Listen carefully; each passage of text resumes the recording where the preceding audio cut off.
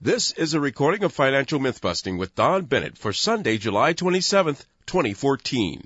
You can listen to this program live every Sunday morning from 11 a.m. to 12 p.m. right here on 105.9 FM and AM 630 WMAL.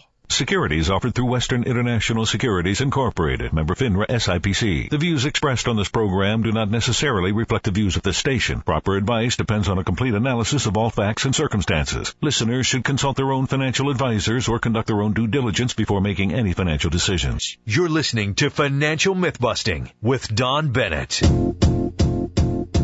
might seem crazy what I'm about to say. Sunshine, she's here. You can take a break. And this is Don Bennett with Financial Mythbusting. Welcome. We have a great guest at the bottom of the hour. I'm going to open up and just tell you about her. Sydney Powell is going to be coming on, and she is a longtime lawyer at the Department of Justice, and she's the author of the book License to Lie, Exposing Corruption in the Department of Justice, which is a gutsy book.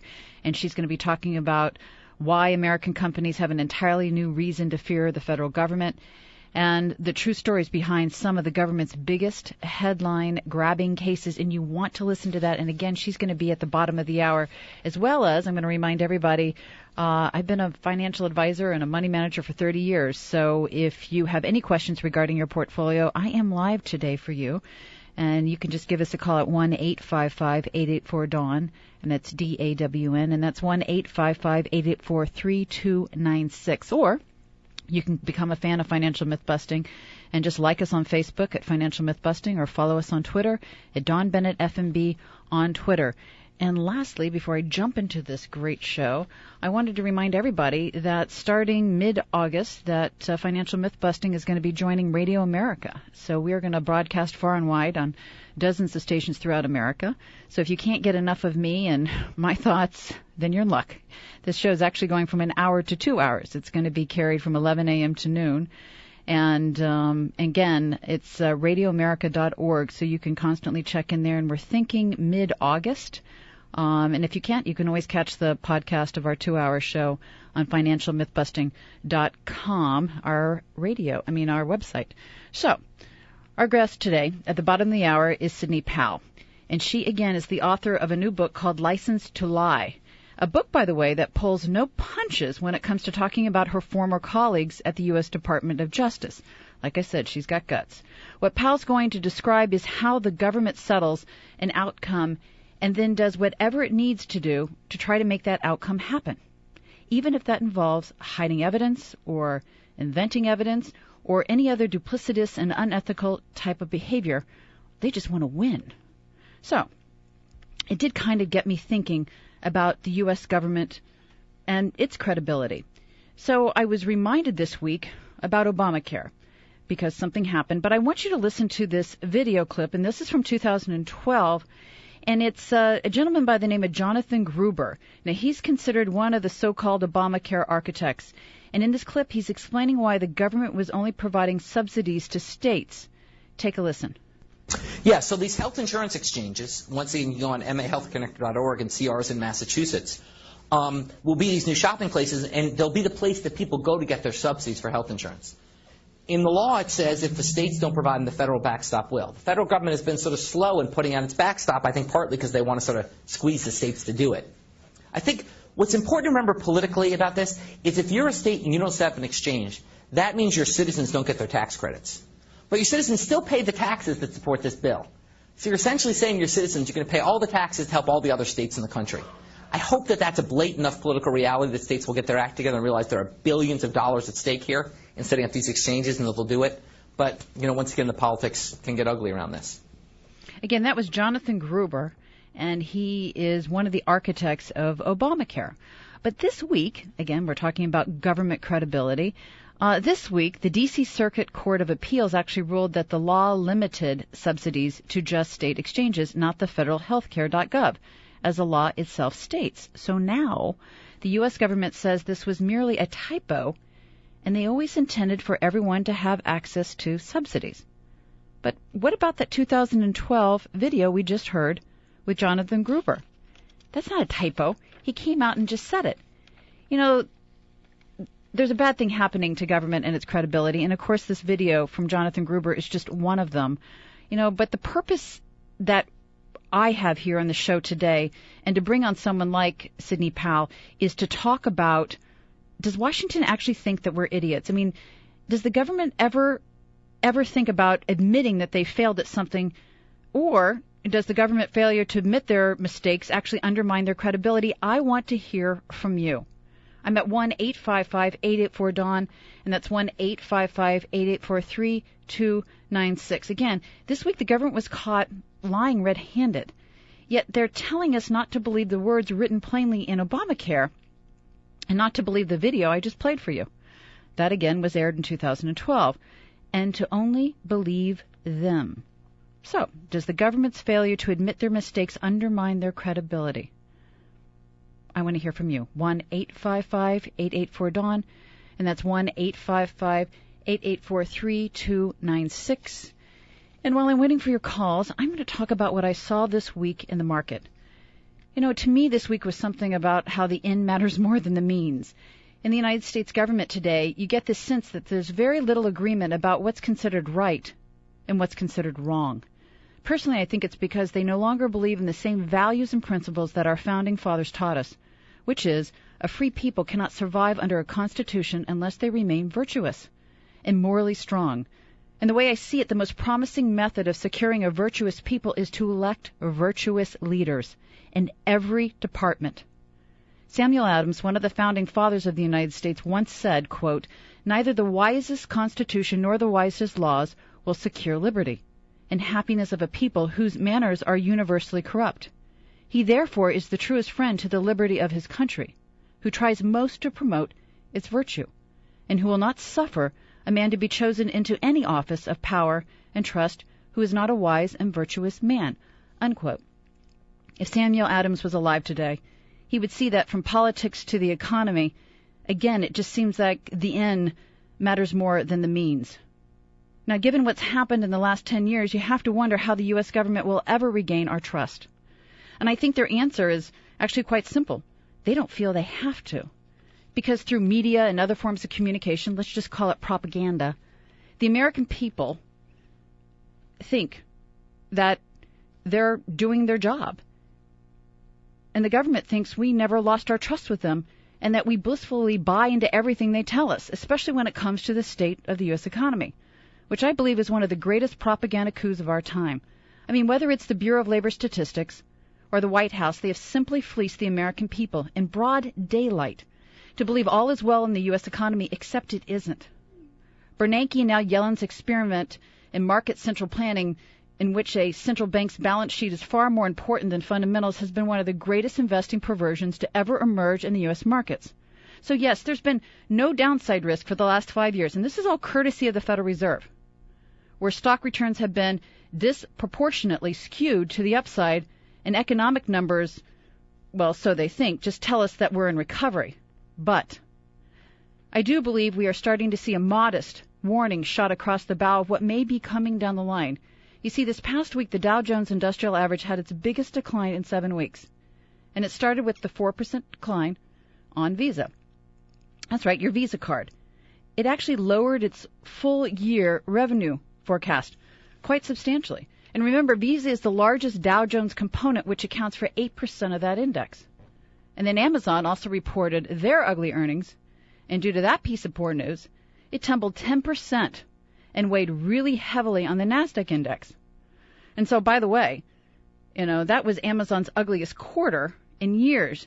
You see, first it reported an earnings per share loss of 27 cents versus the 15 cents they were expecting. And this was as a net result of $126 million in net income. The operating loss was only $15 million compared to what they were expecting of $64 million. However, this appears to be the result of pulling forward revenue into second quarter, since the company also announced at the same time that the third quarter loss would be a whopping $410 to $810 million, which would be their biggest operating loss in years. But hey, don't worry. According to the propaganda spin that came out immediately, this is by the media, after they announced, these bad numbers are due to the weather. And it has absolutely nothing to do with the state of the U.S. consumer. So tongue-in-cheek there, right? And then, of course, Caterpillar came out, and they're the bellwether industrial company which we rely on, and they also reported its earnings. And interestingly enough, and I'm telling you, go back to last week, they didn't get much press coverage. As a matter of fact, they got so little, and I'm guessing the reason why is because this is pretty hard to spin 19 consecutive months of sales declines. That's right. Starting in December 2012 and continuing through today, Caterpillar has reported 19 consecutive months of declining global year-over-year retail sales. And the last and only time it had 19 consecutive months of such a decline was the period starting in October of 2008, just when Lehman filed for bankruptcy. So, this great financial recovery we are supposed to be in feels more like the great financial crisis. Too many American investors are being too easily manipulated into believing what others want them to believe. Don't be an investment victim. Start second-guessing everything, and in the process make it even harder for anyone to gain your trust until they deserve it. So, does Washington think we are idiots? Does the government's failure to admit their mistakes undermine their credibility? I want to hear from you. I'm at 1-855-884-DAWN, and that's DAWN, and that's 1-855-884-3296. And I'm going to take Mike in D.C. Hi, Mike. How are you? I'm doing great. I'm living the dream as a retired Air Force colonel. Thanks for taking my call. Well, thank you for serving our country. I wanted to comment about your discussion on integrity. And one of the things I found being an F-15 pilot my entire life and leading organizations is without integrity, it's impossible to lead. Right. And unfortunately, like you've highlighted, our government and Congress, as well as the executive branch, have basically looked at the American public and thought we were idiots too many times in a row now. They've lost my trust. I'm afraid our country is going backwards, not forwards, on everything from our international policies that are failing around the world this week to our response to the economic crisis. The unemployment numbers. I believe, although I don't have the facts to confirm this, that unemployment and people that are out of work are higher than it's ever been in our country. No, that's true. That's true. Our president claims success. Which he did this Can you week. talk to that? Yeah. I remember hearing him say it again this week. He said there are more jobs available than any other time since 2007. Now, I would tell you that most of those people unemployed don't believe that statement, but they're still putting it out there. It's sad. It is sad. I wonder, do you think, Mike, that we actually are living in an age of lies? Do you think it's not just the government? Do you think it's everything? You know, I think maybe it's more accepted to lie as long as you get what you want out of life. It's a me generation. Some of the people only worry about what's best for them and not what's best for the entire country. So, unfortunately, I agree with your statement. It's sad, though. It is really sad. Mac, thanks so much for giving us a call. I've got Clay and McLean. Hi, Clay. How are you? I'm great, Dawn. How are you? Very good. You're going to have to make this quick. You've got about 30 seconds. Yeah, so real quickly, Edelman, the PR firm, has a trust barometer. I would encourage your listeners to go to Edelman and look at it. Trust is at an all-time low. And the problem with the government is that we have a complicit liberal press who fails to communicate and write articles that outline the truth instead of the liberal spin. And so, in my opinion, as a conservative, the government has no credibility with me at all, nor does the liberal media. So, and I just hope more people are awake and listen to WMAL and conservative talk and get the real story that's going on in this government and in this world that we're in. Thanks, Clay, for giving us a call. And to everybody out there, just remember, the more the U.S. government gets away with this kind of behavior, the more they think they can get away with it. So we can't allow them to do it. This is still our country, and the government is supposed to be working for us. So when an employee is caught lying, well, you know what you need to do. That one's up to you. Make sure you stay tuned for Sydney Powell. Again, she is the author of License to Lie, and she's going to be talking about the corruption in the Department of Justice. This is Dawn Bennett with Financial Mythbusting. We'll be right back.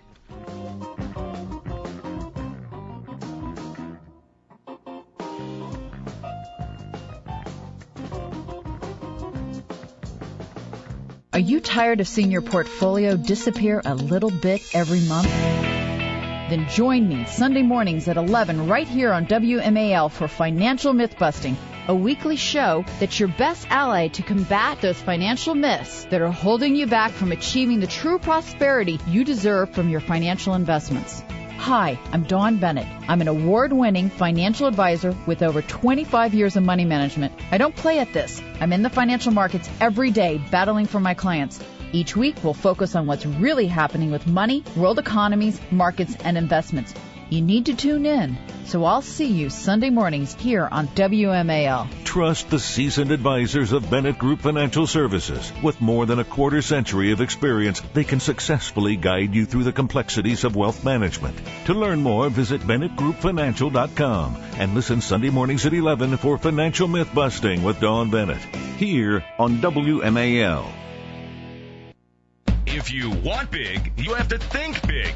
The Big Screen Store. It's game on. Get a 64-inch Samsung HD TV for just $9.99. Whoa, 64-inch for $9.99? That's big. How about big sound? There's nothing like Bose. Take $200 off America's #1 selling Bose soundbar. How about big curves? We have the all-new Samsung curved ultra-high-definition TVs. Even the amazing 78-inch. And this is huge. Every Samsung we sell gets a double warranty. Furnishing that new home theater? We've got comfy cinema seating. And right now, 50% off closeout one-of-a-kind TV consoles while they last. Shopping the Big Screen Store is the intelligent choice. And our prices beat Best Buy, Amazon, and warehouse clubs every time. With our legendary expert service and installation second to none. The Big Screen Store. Visit us at thebigscreenstore.com for offer details. Store locations in Maryland and Virginia. Built for business. In business, time is money. In business, money is also money. No wonder nearly 1,000 businesses choose Comcast Business Internet over DSL from the phone company every single day.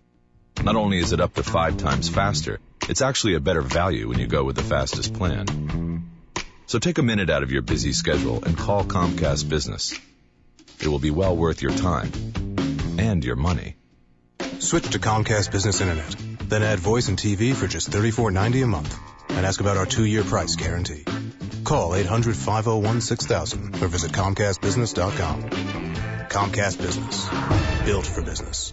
Offer ends 9/30/14. Restrictions apply. Limited to 1 voice line and private view TV for new customers. 2-year contract required. Requires Comcast Business Internet at an additional monthly charge. Equipment, taxes, and fees including broadcast TV fee extra. Savings claim based on cost per megabits per second. Compares Comcast 100 megabits per second and 20 megabits per second DSL downloads.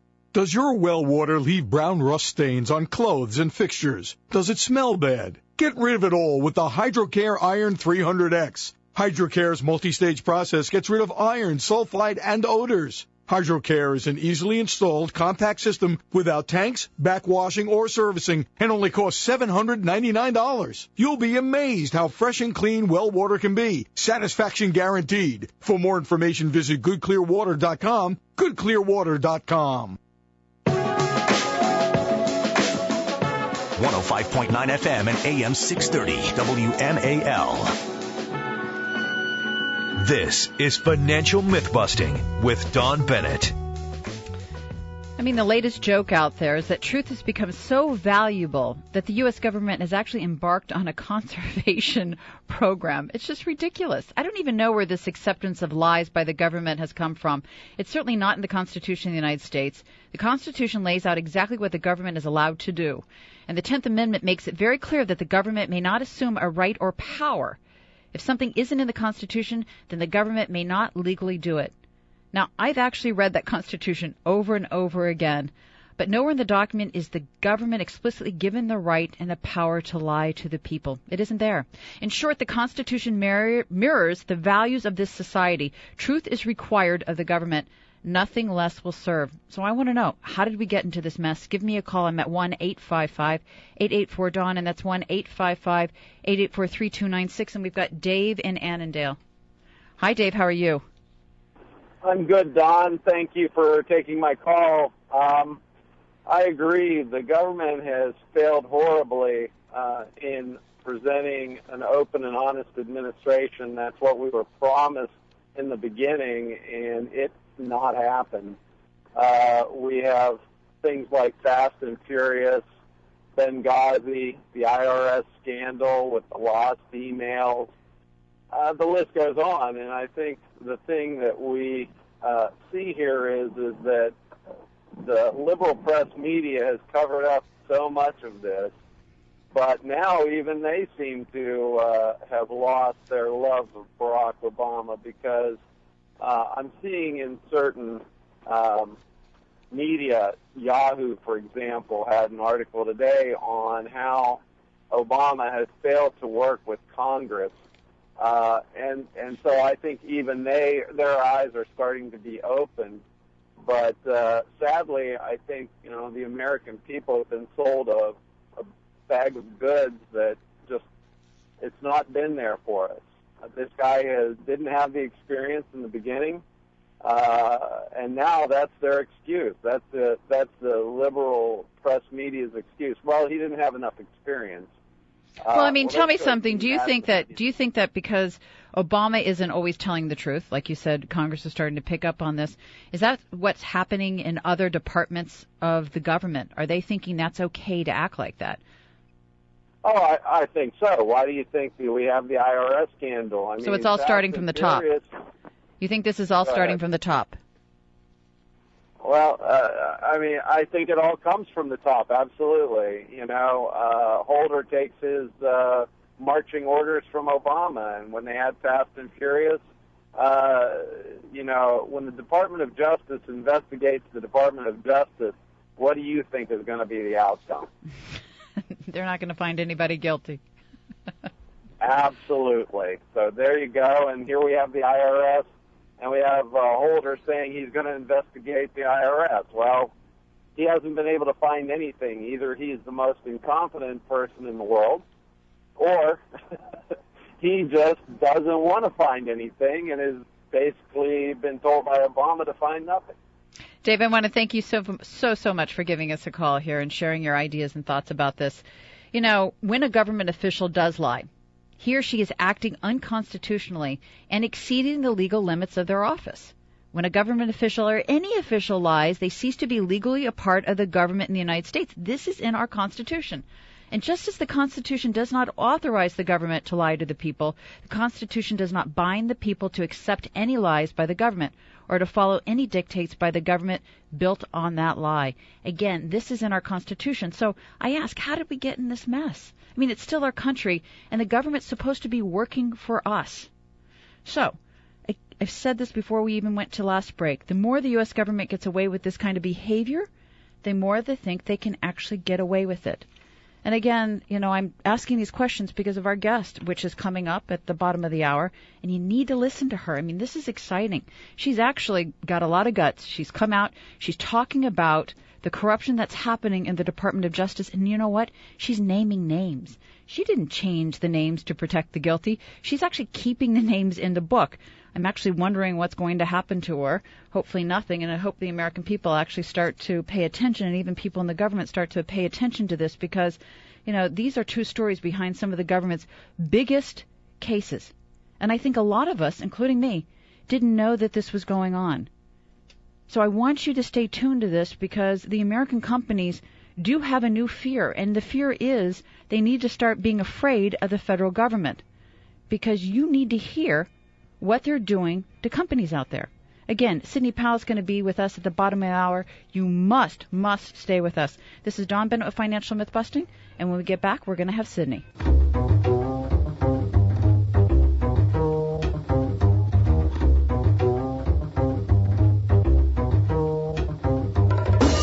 This is Financial Mythbusting with Dawn Bennett. And Sydney Powell is here. Powell is one of the most distinguished attorneys in America, as her appellate experience is unprecedented. Powell has led counsel in more than 500 federal appeals, resulting in more than 180 published opinions. And if that wasn't enough, Powell is also considered one of the greatest whistleblowers in modern history. You see, Sydney just came out with a new book titled License to Lie, which discusses the corruption she personally witnessed while involved in the U.S. justice system, and it's what she calls cruel, illegal, and unethical practices being used by prosecutors and the Department of Justice. Now, Powell's book is a real-life warning about the real human cost and consequences by federal prosecutors that don't have a conscience enough to even acknowledge the suffering that they have caused, and a president that has rewarded them big by promoting them to powerful political positions. And this is where I want to begin today. Sydney, welcome to Financial Mythbusting. Thank you so much, Dawn. It's my honor to be with you. So why the title, License to Lie? Where did you get it? I got it from the fact that we could not get the bar associations or the courts to do anything about this egregious misconduct, so these prosecutors are literally licensed to lie. And so the Bar Association and the courts have turned a blind eye to these grievances. Have you filed anything against these prosecutors, or is anybody out there? Yes, we did. Bill Hodes, who's one of the leading legal ethics experts in the country, filed grievances against former White House counsel Catherine Rumler and against Matthew Friedrich and against Andrew Weissman, who was general counsel, deputy director of the FBI. The one against Friedrich, filed in Texas, bounced like a rubber ball despite the horrific Michael Morton case that had just been resolved there, where a man was found innocent by DNA evidence after he'd served 25 years in prison for a crime he didn't commit, and the district attorney had become a state district court judge. That was just egregious, so we thought the Texas Bar would pay attention to that. According to the Texas Bar, our complaint didn't even state a grievance, even though it was 30 pages long and included yellow highlighted evidence the prosecutors deliberately hid for 6 years. And then the one against Catherine Rumler in the D.C. Bar just kind of wafted away. The one against Andrew Weissman, filed with the New York Bar, was held for about 14 months while he was general counsel of the FBI, and then they punted it to the Department of Justice Office of Professional Responsibility without even telling us they were doing that, even though the Department of Justice was defending Mr. Weissman on the charges. You know, it sounds like there's a hidden agenda out there. Does it sound like that to you? Yes. There was definitely an agenda to protect these prosecutors from any sort of way of being held accountable for their wrongdoing, particularly once they had been promoted to their extremely powerful positions. Mr. Friedrich was the acting attorney general for the criminal division of the Department of Justice, who micromanaged the prosecution against former United States Senator Ted Stevens, unseated him, changed the balance of power in the United States Senate, and facilitated the enactment of Obamacare, among other things. So your book is brave for actually naming names. I mean, you didn't exactly change the names to protect the guilty. And no, I didn't change the names. You've got guts. And you mentioned some of the judges who actually went along with whatever the government is doing no matter what. Yet we never seem to hear about judges being impeached or otherwise tossed out.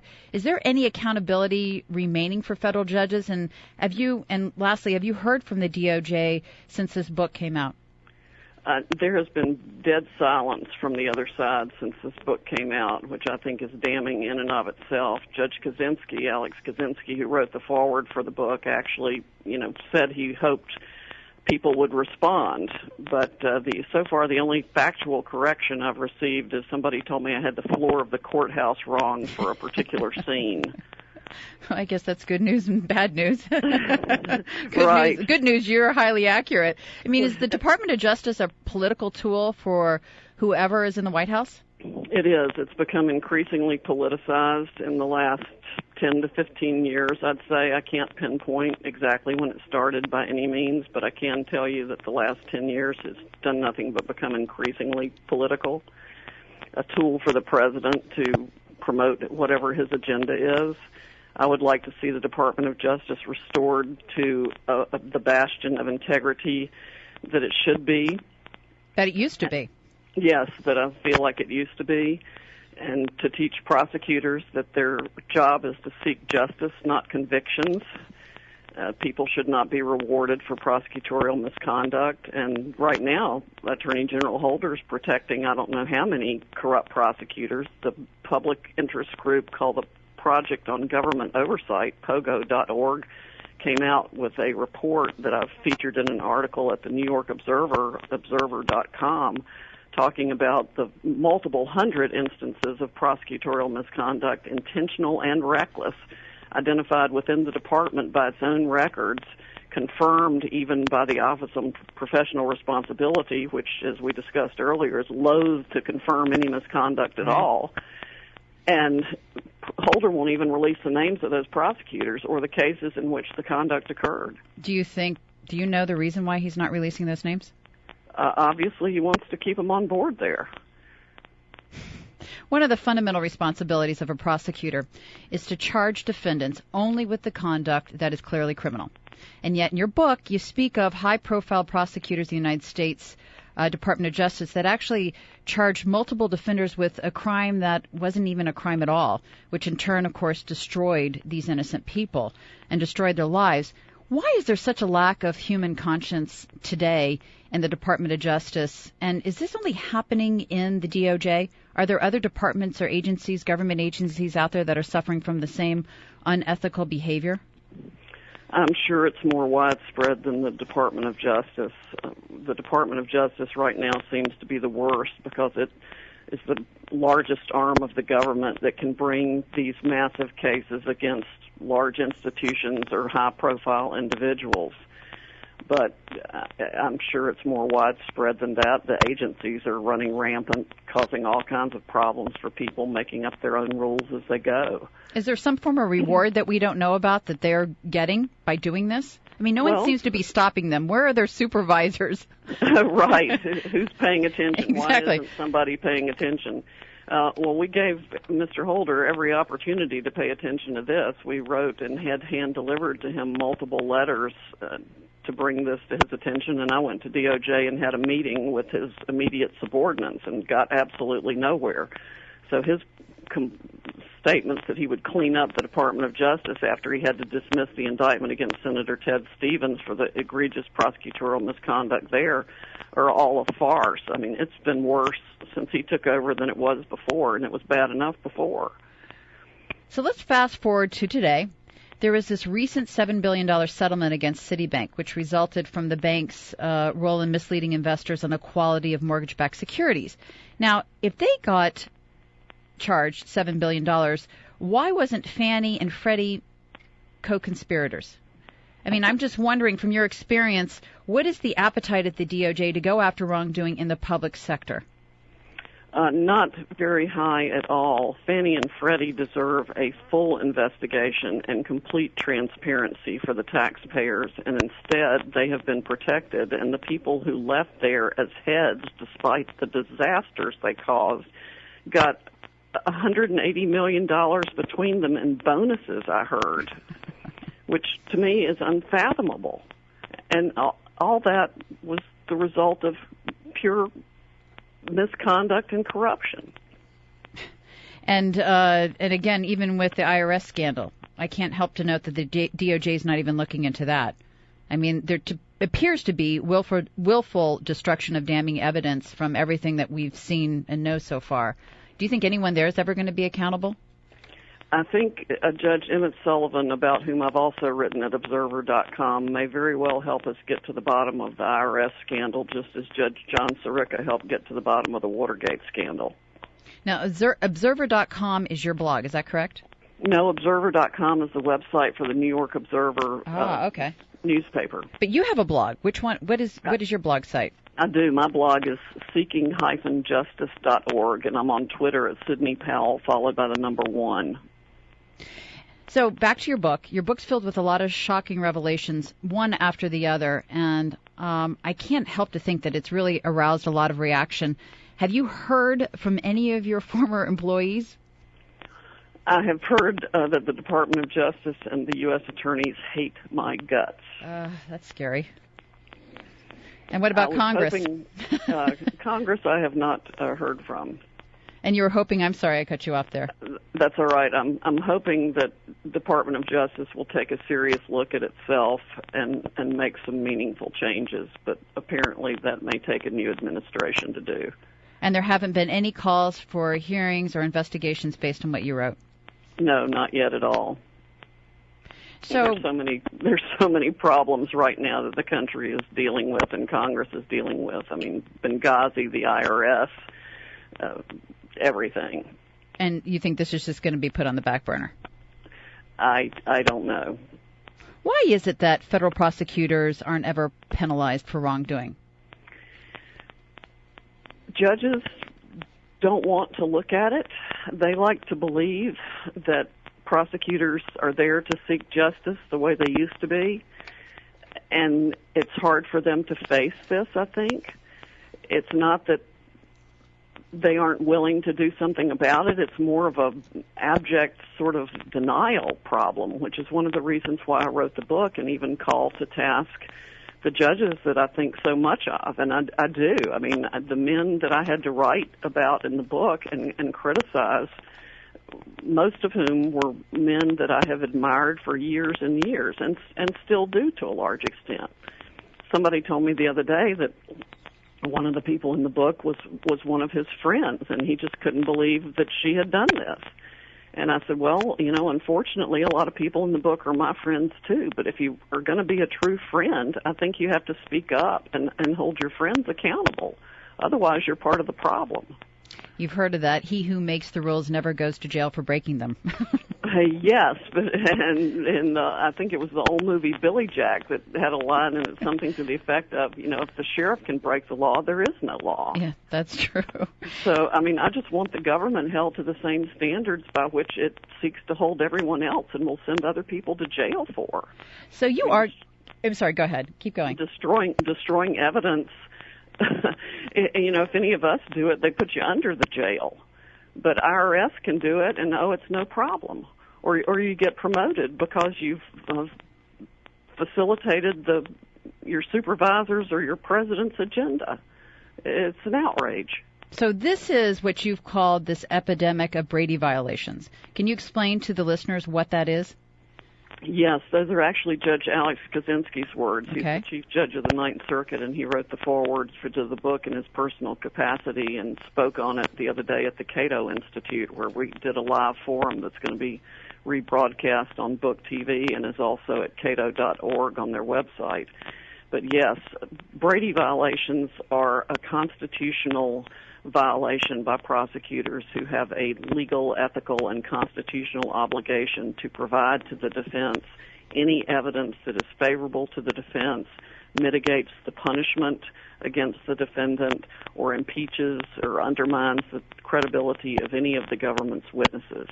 The Supreme Court said in a case called Brady versus Maryland back in 1935, I think, that prosecutors have this duty to disclose evidence. They hold all the cards.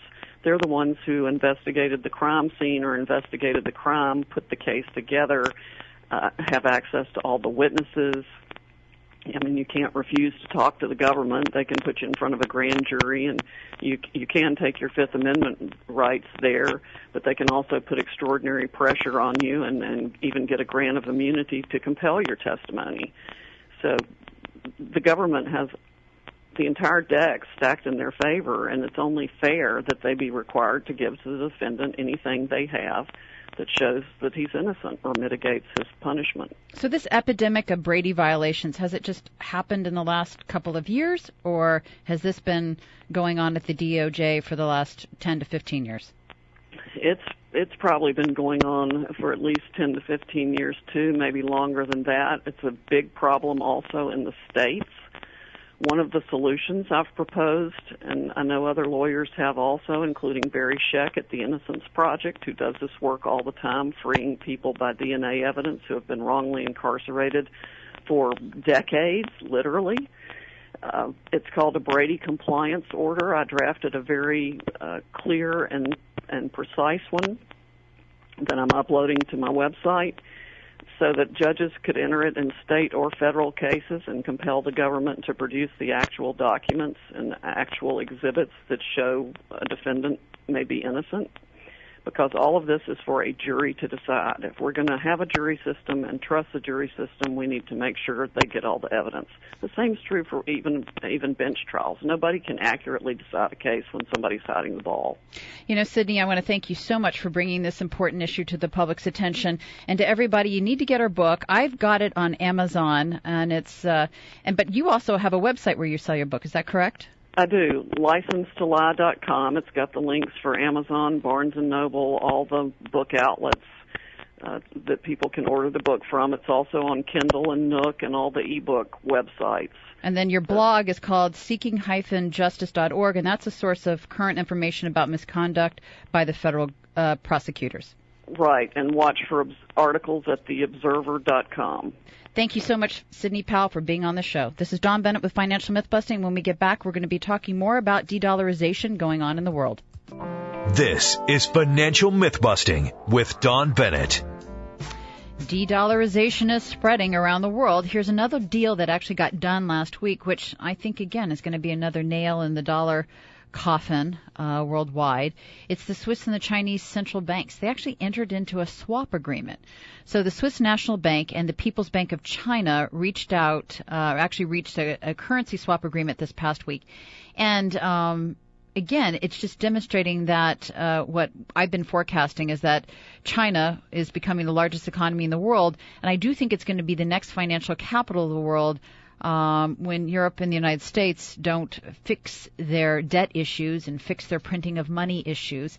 And so this agreement actually between the Swiss National Bank and the People's Bank of China is actually going to allow these two central banks to buy and sell their currencies up to a limit of 150 billion renminbi or 21 billion Swiss franc. And so this deal is going to allow the Swiss Central Bank to actually invest some of its huge accumulation of foreign exchange reserves in the Chinese bond market. And remember, that money actually used to go into the U.S. bond market. So, again, this just demonstrates that China is moving in the direction to weaken the dollar by encouraging other countries to directly engage in business with them via their currency, the renminbi. So keep that in mind. It's a world we're stepping into, and it's something you have to consider for your portfolio.